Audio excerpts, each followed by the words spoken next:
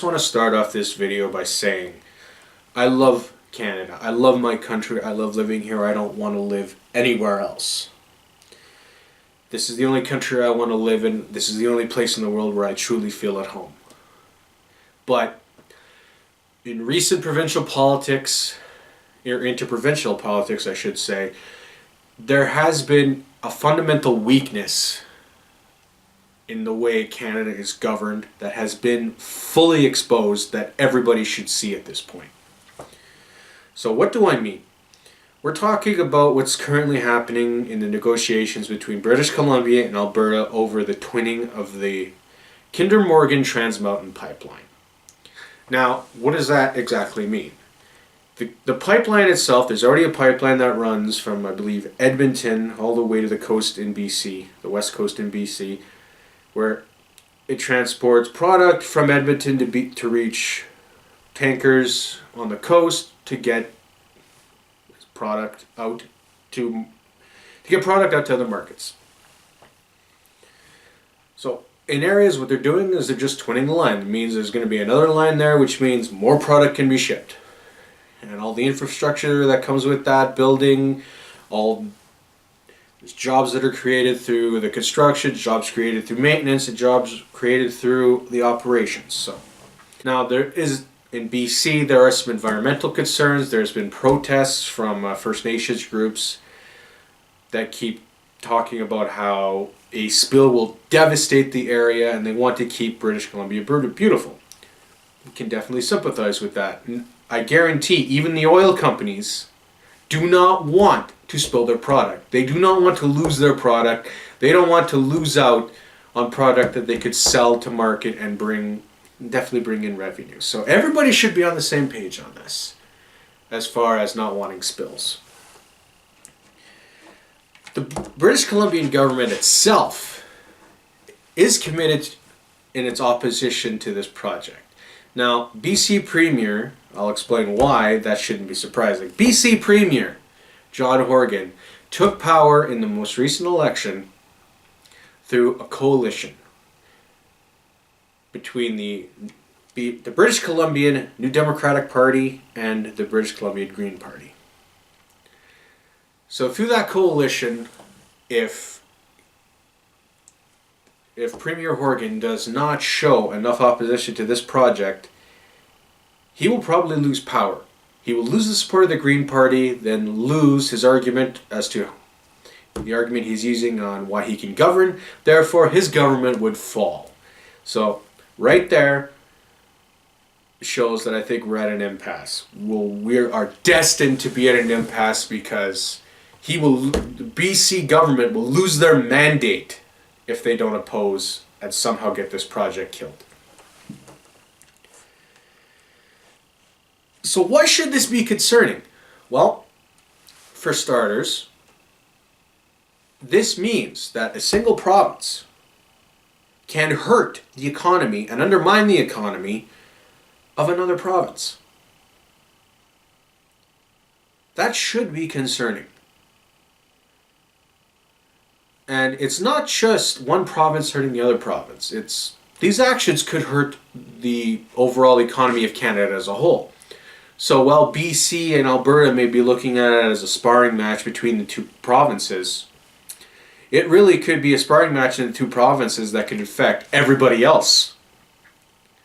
There are a lot of jobs that Canadians from coast to coast to coast depend on in the oil field.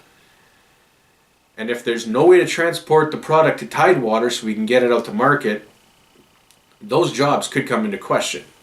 Two premiers have actually made this case. We'll start with the obvious one, which will be Alberta's premier, NDP Premier Rachel Notley. Now you'd think since they're both of the same party they would be able to somehow work on this, but apparently not. Rachel Notley, unfortunately for her, there is an election coming up. She is incredibly unpopular, regardless if she's earned that or not. With just how the economy's been in Alberta, she is just not popular. She and her party are trying right now to really show that they are for pipelines and will fight for the pipelines. In response, she has said that Alberta will stop importing British Columbian wine into Alberta until they get some support for the pipeline. Personally, if you ask me, I think that it's good that she's standing up for the province. She has had many critics talk about how she doesn't stand up for the province. She acts like a doormat to the environmentalists. She acts like a doormat to the federal government. She doesn't stick up for the province at all. She is finally sticking up for the province, and everybody should be giving her at least some credit for that. I don't think she's getting nearly enough recognition for it, and maybe her efforts won't work, but she is responding, and it is something that Alberta's premier needs to do. There needs to be a response. If this pipeline is to go through, somebody needs to lead the charge to get this built, and it is good that Alberta's leader is doing that. Now, Saskatchewan Premier Scott Moe has said that this pipeline will, or the opposition to the pipeline, if it delays and all that, will affect jobs in Regina. So we have now two premiers saying that this will affect our economies. This should be concerning, and this has nothing to do with partisanship.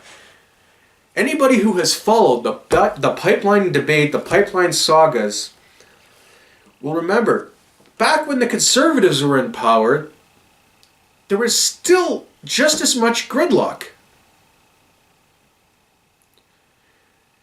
Whether it was the Keystone XL pipeline, the Northern Gateway pipeline, now Trans Mountain, there was just as much trouble as there ever was now. Now, there was a little bit of hope a couple of years ago when President Donald Trump approved the Keystone XL pipeline. But still, it shows that this isn't a partisan issue. This is more a provincial issue, and it shows that we need to rethink how the relationship between the provinces work. What can a province actually do if there's a project on the table that they don't want? Because having one province be able to effectively hurt the economy of another helps nobody. And I'm not saying this to fully cast British Columbia as the bad guy here. Because I could see sort of the argument where they don't want to have something forced upon them as well. So, if somebody doesn't want a pipeline going through their yard, they realistically do have the right to speak up and say, and raise their objections. Sure. But where the problem lies there was that review process. The National Energy Board in 2016 approved this project. This is after a 29-month review. There was plenty of time for all this to be brought up, arguments to be made.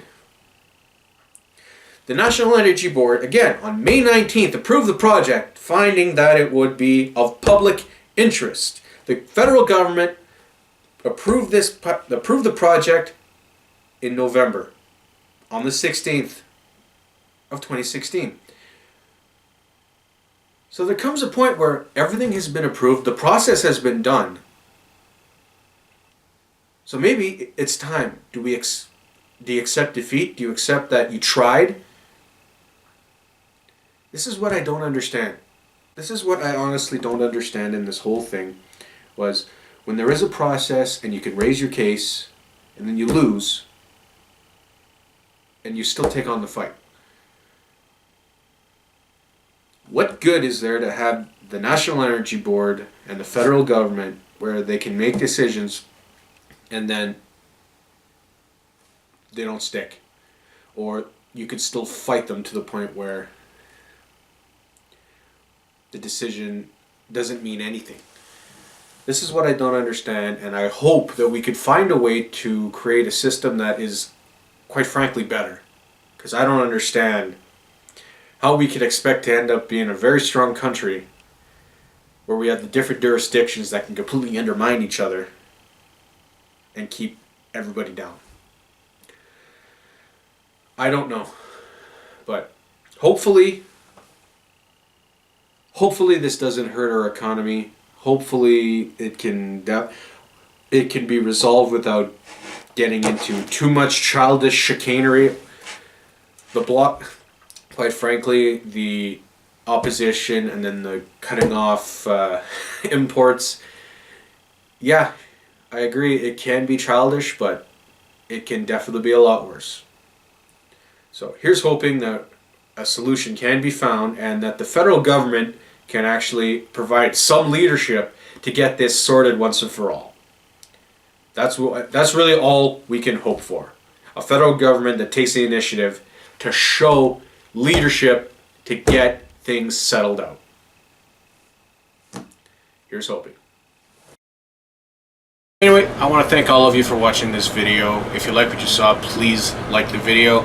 If you heard any points you'd like to continue talking about, anything you disagree with, anything you agree with, consider leaving a comment. Let's continue the discussion. Also, consider subscribing. Once again, thank you for watching this video. Have yourself a good day.